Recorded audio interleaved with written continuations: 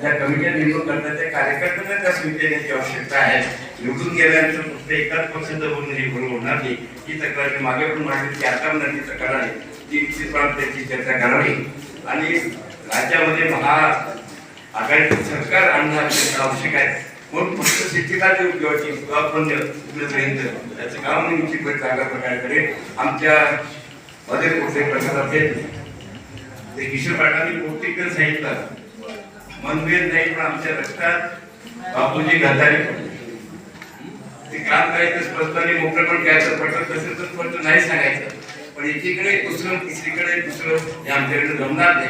आम्ही जातीचे खंड असून ते सगळे कार्यकर्ते आहोत त्याची जाण आपण ठेवावी अशा प्रकारचं मला या ठिकाणी वाटते. आणि म्हणून आपण या मोठ्या संख्येने सगळे आलात. आपणही काळाचे इतक्या लांबून वेगवेगळ्या आलात. बापूचे 200 किलोमीटर आले तर पदाधिकारी त्यांचे तुम्हाला आभार मानलो.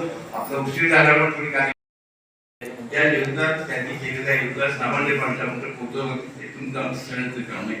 आज पद एक पद नाही पण या राष्ट्राचा आणि देशाचा भरवण्याकरता त्याची विचारपूस याची आपल्याला आवश्यकता आहे. मला वाटतं अतुलजीने सांगितली संघटनेचा भाग आहे तो निश्चितपणे केला पाहिजे. आणि संघटना फक्त लोकसभा आणि विधानसभा पुरती नाही तर करून नगरपालिका आहे, जिल्हा परिषद आहे, पंचायत समिती आहे, जिल्हा बँक आहे, मार्केट कमिटी संघ हे आपण केलं पाहिजे. आणि कार्यकर्त्यांना विनंती आहे की एखाद्या ठिकाणी आपला काही विचार बदलत असेल तर 4 फूट आपल्या रूम मध्ये चर्चा करा, विचार करा आणि त्यातलं मनभेद असेल ते मिटवा. पण पक्ष संघटनेकरता एक संघ काम करा आणि संघटना हे सगळ्यात मोठी. या पक्षाची संघटन कार्यकर्ते मोठे तो पक्ष मोठा असं मानतो. म्हणून कार्यकर्त्यांना विनंती की आपण सतत कामात असतं गरजेचं आहे. कोण मोठा कोण लहान याचा भाग नाही. मला असं वाटतं की त्याशिवाय शिवाय आजकाल माझा अनुभव आहे